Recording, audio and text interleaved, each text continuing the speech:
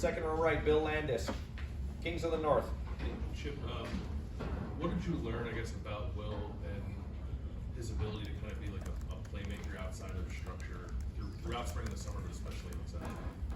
Well, if you had watched him against watched him at K-State, I think you could see that, he obviously can make plays with both his arm and his legs. I think he showed some of that on Saturday, but those are things we were aware of before we actually played on Saturday. And I think he's a versatile guy. I've talked about before, he can really move for a big guy. And he has a really good understanding of football. He's got a lot of experience, and I think that kind of shown through for him. He still needs to get experience in what we're doing, and that's part of the process. Playing the game of quarterback is probably the one position that's so totally different from a practice standpoint to a game standpoint, because no matter where you are, whether it's in the NFL or high school or college, you don't get hit in practice. And in a game you do. So it's a different kind of mindset for him. But I think we saw some of the things he can do, and hopefully we can build upon that going into week 2. Fourth row right, Andrew Gilbert, Cleveland.com. Chip, you had playback carries, I think it was Quinshon Trigger on 13 to 10. Is that about where you want to be every week, or is it going to fluctuate? 43 and 40 would be better. But I don't think we're going to get that many snaps in a game. So, Carlos does a great job. Carlos Lachlan, our running back coach, of just keeping those guys fresh and who's in and who's out. So, there wasn't a set plan, but hopefully we run the ball a little bit more. And those numbers are for both those guys. Third row left, Andy Anders, 11 Warriors. And sticking with the running game, Travion had a really efficient day. Quinshon, there were some inconsistencies on the plays where Quinshon carried the ball, and I get there's a lot that goes into that beyond a running back. But is there something to a running back taking time to develop chemistry within a scheme, learning sort of the timing of when to hit the post? Yeah, to your point, yes. But I thought Q did a really nice job in terms of what we had designed. Obviously, he can't.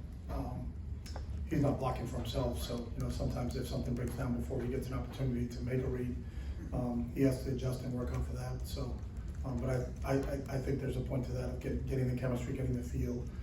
Is our scheme slightly different than what he ran at his other school? There are some nuances to that.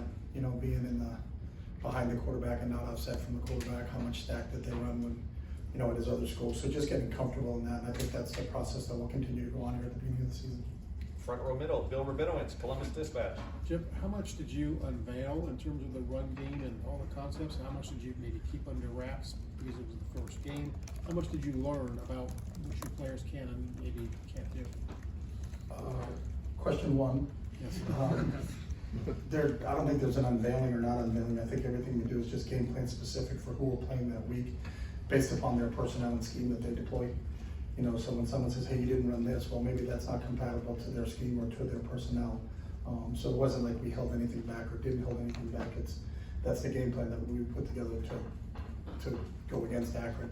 And I think I learned as the game got along, we were probably a little shaky early.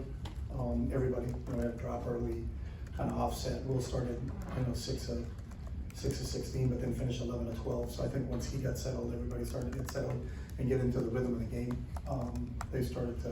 You could start to see a rhythm development, because I think we were kind of off rhythm-wise early in the game. But I think as we started to get moving, especially to be, those couple drives, you had 3-play drives open up in the second half. Starting to get some consistent runs and some consistent pass plays. I think when we get into a rhythm, it can be a really good offense. Front row left, Dave Biddle, 24/7 Sports. Chip, when was the last time you coached from the press box, and how did that go on? 2008. How did that? The last time I was a coordinator. How did that go on Saturday? What did you think? We practiced it, so we've been every time we've gone to the stadium, we've had an opportunity to do that. So kind of got settled and familiar up there. It's a great view. I think as the games get into October and November, people are going to be a little bit jealous of where I get to be on game day and not on the sideline. But the communication system, so you're not right next to the coaching staff on the field, but we had no issues from a communication standpoint, the ability to communicate that. So it was good. It's a different perspective. I think you can see the game better from up top, and I think you can feel the game better from the field. And I don't think that'll ever change. So, but you can't, because you can't be at both places. They're not gonna do the zip line that you talked about in the I spring? did talk about a zip line, but I don't think they've implemented that yet. We gotta get Elon Musk on that, or one of those real tech guys. Right behind him, Jeff Gilbert, Press Pros. We talked to Ryan about not calling plays and being the guy just contributing what he could. Mhm. How do you feel like he did with that and just being in that new thing for him? Yeah, he was great. You know, there were a couple suggestions that we ran and were good, and hey, let's get to this, and like, okay, you know, that's exactly, and I was maybe between one or two, but, you know, felt really good when he felt really good about it, so, you know, the communication in between what they're doing, what we think they're doing, you know, changing speeds, changing tempos, some of those things, I thought he did a really good job, but he's involved with the defense with Jim, and he's involved in the special teams, with all the special teams guys too, so, you know, I understand that role, because I've been in it. Sometimes you can't get to the special teams and you can't get to defense because you're thinking about what your next series is gonna be like offensively and spending time with your offensive coaches, so. But he really contributed a lot on Saturday offensively. Right behind him, Dan Hope, 11 Warriors. For Tegra and Austin, both getting in there their first starts, how do you feel like they played up front? I thought they both did a really good job, you know, for their first extensive playing time up there. You know, and that was part of us feeling our way through the beginning of the game. You know, it was Will's first game, Austin's first game, Tegra's first game, JJ's first game, Will Kismeric's first game, Q's first game. You know, there's a lot of guys first time stepping on the field in the horseshoe, and that's different. You know, you can go in there as much as you want from a practice standpoint, and go against our defense in there, but when you get in there and there's 102,000, that's you know, you kind of catch yourself looking around, not looking at the field, but looking around the field, just because of how amazing that experience is. So I think once those guys got settled, we started to get into a pretty good rhythm. But there was a lot of guys that it was their first game, and that's to be expected. You mentioned it being JJ's first game. What gave you the confidence to drop as many plays for him as you did in his first game? I've been around here since March, and he's been doing a lot of really, really good things. So I don't think that was a surprise to anybody that he's going to be a featured guy in this offense. And we obviously saw it, you know, besides that first drop, the rest of the game I thought he played really, really well. Right next door, Tom Moore, Buckeye Huddle. Chip, we've heard a lot about the helmet communications. We haven't heard a lot about the specifics of what happens and when. So can you walk us through a play ends? You're figuring out presumably what the next play call is. Mhm. When do you start talking to Will in his helmet? When do you have to let him start communicating that to the other guys? How much time do you typically have to maybe look at what the defense is doing and maybe point something else out to him? What is that 30 seconds or whatever it is? Like? Yeah, well, you have from when the previous play ended till up to 15 seconds on the play clock. So, but you're not talking for that entire time. You know, you're making decisions on what are we now? We're 2nd and 5. Where's the ball? It's on the left hash. What play are we going to call? And then we're trying to get that information to Will as quick as possible so he can digest it. If we're huddling, and we huddled a few times on Saturday, then he needs to communicate that to our guys. If it's a signal system, we make sure we tell everybody that we're using signal on this play. Then Will has an opportunity to maybe survey the defense a little bit longer and get a chance to see that. You know, and then there could be a check within that call. So the play could have come in as 1 play, 2 plays, or 3 plays. There's some 3 play sets that come in, and then Will has to make a decision at the line of scrimmage, what's the best play for us, and get us into that right play. So and it's not a conversation because he can't talk back, but we try to be as brief as possible so that he gets as much information as he can, and then he can operate. We didn't do any check with me's where we were making checks from the box, and he was just listening and waiting for us. You know, that didn't occur. We have some plays in our system where we'll give him 2 or 3 plays at a time, and then he selects what the best play is. And in all of our checks, I think he did a really good job of that. But really, it's just giving him that information, so it's really not a conversation, and then letting him go operate with it. And then we talk extensively between series. So, you know, what did you see here? Why did you go to that? And with the video, you can kind of confirm that he saw what he saw and understands why he called what he called. Austin Ward, the podcast. Chip, do you guys have a nickname for the quarterback sneak package? A nickname? Yeah, I don't know, like brotherly shove for the Eagles. Yeah, no, we don't. I'll leave that up to you guys. Was it, okay, we can do whatever we want, great. Mhm. What is it that would make that a meaningful weapon for you guys in the short yardage situations? Well, you're just trying to gain a yard. You know, usually when you're using that, I don't think it's when you're farther out than that, but, you know, I think the technique and the mechanics of it, you know, and I think when you study the teams that were really good on Philadelphia being one of them, you know, their success rate is pretty high. When someone's doing something at a really high success rate, then you try to figure out why they're doing it, how they're doing it, and can you, with the players that you have, you know, implement that. So there's some positives to it. You know, we're 1-for-1 on it. So as long as we continue to stay above 90%, then I think we'll continue to do it. Fourth row, fifth row, right, Spencer Over, Letterman Row. Chip, Ryan was really complimentary of the game that you called after the game.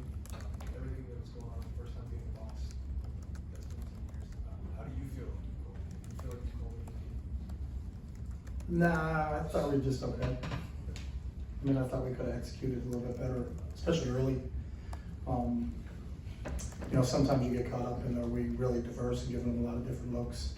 And then you know, I think really it's got to be focused more on our ability to execute. You know, what's a better operation to execute. So you got to be really self-aware when you're done. So you know, to go 4 plays on the first drive and be out, well, that's not good.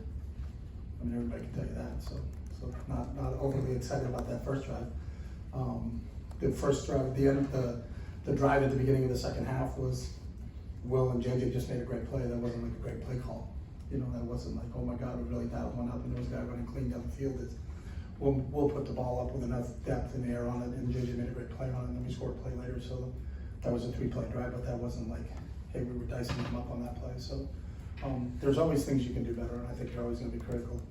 And it's about execution, you know, and is everybody, not just the quarterback, but is everybody executing at what you need them to execute on. And if they're not, then what is the reason why? You know, were they confused with the call? Did we give them too many options? You know, did we not paint a really clear picture for them of what it's supposed to be like when they get out there and run the play? So we could be better. You know, I think it's a growth for all of us. It's a growth for our staff being together for the first time in game-like situations, you know, and for the players themselves. So, you know, there's that old adage that the biggest jump is from game 1 to game 2. So that gets you excited, you know, when you get back in here on Sunday and start the game plan for Western Michigan. Final questions, Tim May, front row. Oh, thanks, Jerry. What is the communication like, the conversations like with Will, a guy who has played before? You understand what I'm saying? He's a veteran quarterback. I know he's at another school and another kind of offense and stuff, but what has that been like with him over the last several weeks, but especially going into a game when you present him sort of the game plan or your ideas and stuff? Yeah. They're really congruous. I think everybody is on the same page. I think he knows what he does really well, and I think we have a really good understanding of what he likes and what he can do. We're also aware of the weapons that are around him. You know, part of a quarterback's job is you're really the point guard. You know, he does not have to be Steph Curry, where he's got to hit every shot himself. He's got a lot of really good players around him. You know, so his job is to get the ball in the playmaker's hands, and that's part of how it's designed here. And I think he really relishes that and enjoys that. You know, I think anybody would be excited if you have that trio of receivers or those 2 running backs behind him. You know, and that offensive line in front of him would be excited about playing quarterback here. So it's been really good, and I think he's mature. I think Will's got a real maturity to himself where he can tell you what he likes and what he doesn't like. You know, and that kind of occurs during the beginning of the week. Is we'll put some things in. You know, and you can tell maybe he's not sure about something at the beginning. Well, let's run it. Let's see what it looks like in practice on Tuesday. Let's look like some things we put on Sunday night when we were in practice. Let's take a look at it. You know, why are we doing this? We want to get on film and get a chance to talk about it. But he's been really good because there is a maturity, and he's played a lot of football where he can kind of give his feedback in terms of what he likes. Because it never matters. It doesn't matter at all what the coach likes because we're not playing. You know, I want to know what he likes and what he feels really comfortable in because that's what he's going to execute to the best. Yeah, there's a million questions. I want to ask one other quick. Did you find yourself Saturday when Quinshon's in the game thinking, I'm going to call this because Quinshon's in the game, when Trey's in the game, I'm going to call this because Trey's in the game? You understand what I'm saying from a running I do understand what you're saying. Yeah, we really don't. You know, I feel like the 2 of those guys can both run inside the tackles. They're both tough, hard-nosed, physical runners, but they both have speed and athletic ability to get to the perimeter. So, you know, they both had perimeter sweep runs called for them that they ran. They both ran inside the tackles and inside zone and counter. So the unique thing about both those guys is sometimes you have 2 different type backs.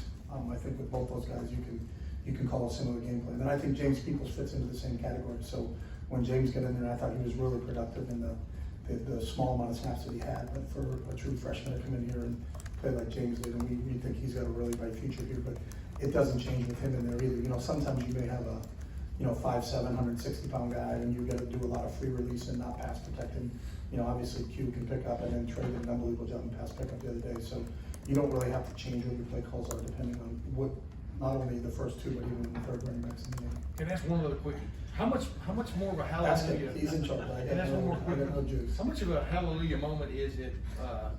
You really, Akron did some things that maybe you weren't expecting, or they hadn't shown on video. Maybe that's what Will pointed out. A couple of blitzes, things like that. But to have a video like Western Michigan having a game under their belt and fresh video of their 2024 defense, how much of a But that head helps, start is it? because for if you ask Wisconsin, I think Western Michigan changed defensively from the year before, really drastically. They were a 3-3 stack team, and they did not play 3-3 stack against Wisconsin. So, I haven't talked to the Wisconsin coaches, but I think it's not what they did when they were at Louisiana Tech either. So, you got to go off of what they do for film, but you have to be prepared for everything. It's still 11 on 11.